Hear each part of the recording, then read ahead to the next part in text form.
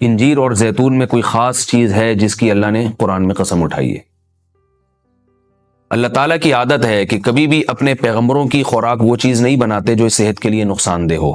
اور قرآن میں ایسی چیز کا تذکرہ نہیں کرتے بطور نعمت کے جو صحت کے لیے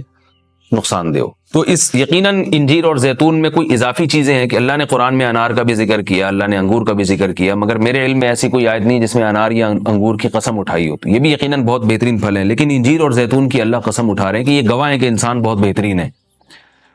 تو اس سے ایک تو پتہ یہ چلتا ہے کہ ہمیں انجیر اور زیتون کو اپنی خوراک میں شامل کرنا چاہیے۔ آج کل کیا کھایا جا رہا ہے؟ چائے پی جا رہی ہے، گٹکے کھا رہے ہیں لوگ، پان کھا رہے ہیں، الٹی الٹی چیزیں، بازار سے بنی ہوئی چیزیں، دودھ پیک خرید کے پی رہے ہیں جس کے دودھ ہونے پہ ہی شبہ ہے کہ پتہ نہیں یہ دودھ ہے بھی یا نہیں، اور ایک سوچی سمجھی سازش کے تحت بازاری چیزوں کو پروموٹ کیا جا رہا ہے، اس پہ اشتہار بازی پہ خرچہ کیا جا رہا ہے، ڈاکٹروں کو باقاعدہ خریدا جاتا ہے اور وہ جعلی چیزوں کے فضائل لوگوں کو سناتے ہیں۔ لوگ یہ سمجھتے ہیں کہ ڈاکٹروں میں دو نمبری ہو ہی نہیں سکتی، یہ غلط ہے۔ بہت سارے ڈاکٹر لوگوں کو بہت ساری غلط چیزوں پہ لگا رہے ہیں۔ تو یہ بازار کی چیزوں سے آپ اجتناب کریں، اور وہ چیزیں جو اللہ نے انسان کی خوراک کا حصہ نہیں رکھی ہیں، سگریٹ اللہ نے انسان کے پینے کے لیے پیدا نہیں کی ہے، ہیروئن، چرس، یہ سب نشے کی چیزیں ہیں جو ہمارے مذہب میں ویسے ہی حرام ہیں، تو ان سے اجتناب کرنا چاہیے۔ انجیر اور زیتون کے کیا فضائل ہیں؟ میڈیکل سائنس نے ثابت کیا ہے، اور حکیم جو ہیں، ماہر حکیم ہیں، طبیب ہیں، وہ بھی بتاتے ہیں کہ یہ دو ایسی چیزیں ہیں جو انتہائی طاقتور ہیں،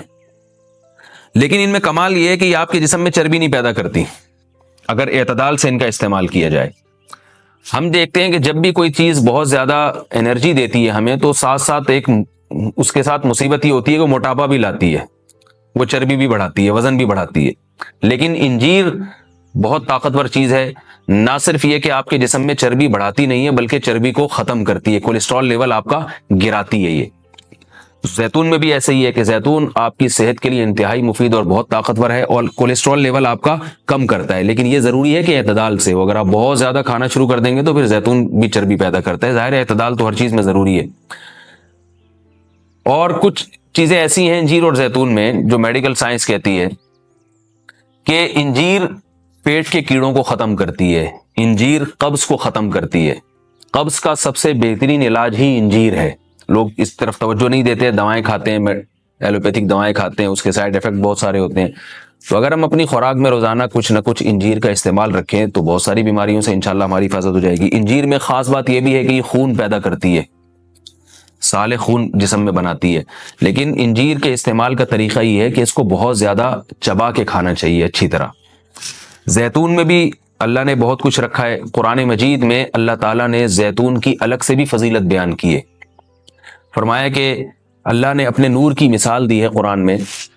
اللہ نور السماوات والارض مثل نورہ کمشکاۃ فیہا مصباح المصباح فی زجاجہ الزجاجۃ کأنہا کوکب دری یوقد من شجرۃ مبارکۃ زیتونۃ لا شرقیۃ ولا غربیہ۔ اللہ نے فرمایا کہ میری مثال اس نور کی ہے، یعنی ہدایت کی ہے، کہ جیسے کسی اندھیرے میں کوئی چراغ رکھا ہو۔ اب اس چراغ میں اللہ نے مثال کس دی ہے؟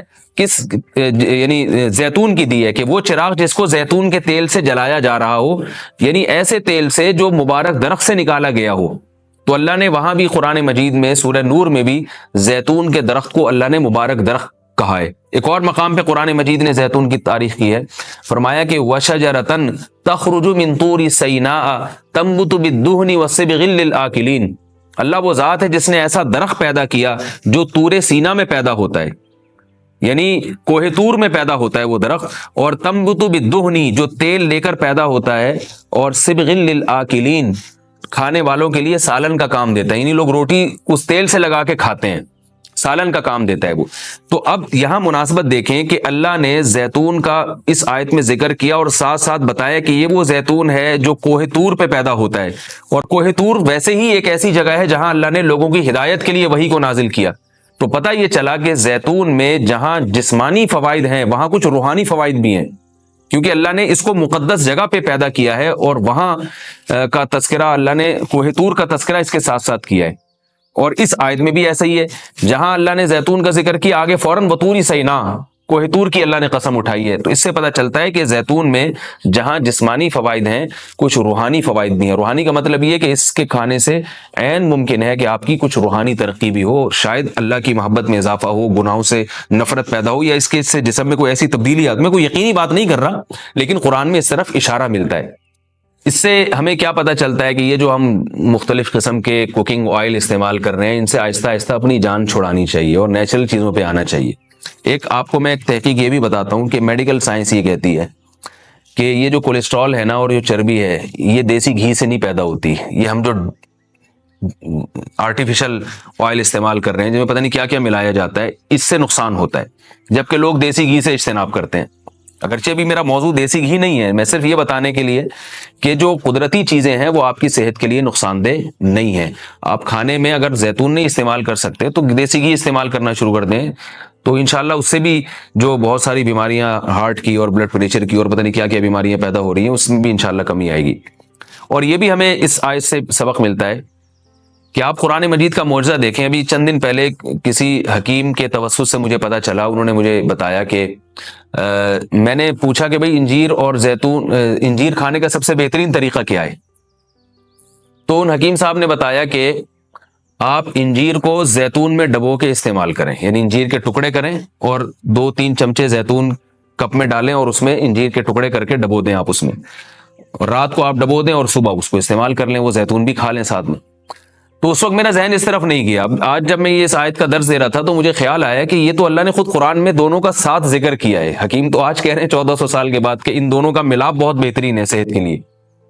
تو قرآن میں اللہ نے کیسے دونوں کا ساتھ ساتھ تذکرہ کیا ہے؟ تو یہ عجیب اتفاق ہے، اور بلکہ قرآن کی بلاغت ہے اور قرآن کا ایک قسم کا معجزہ ہے کہ آج بہت ساری چیزیں جن کی تحقیق ہو رہی ہیں وہ قرآن میں اللہ تعالیٰ نے ان کے اشارے پہلے سے دے دیے ہیں۔ انجیر اگر آپ زیتون میں ڈبو کے استعمال کرتے ہیں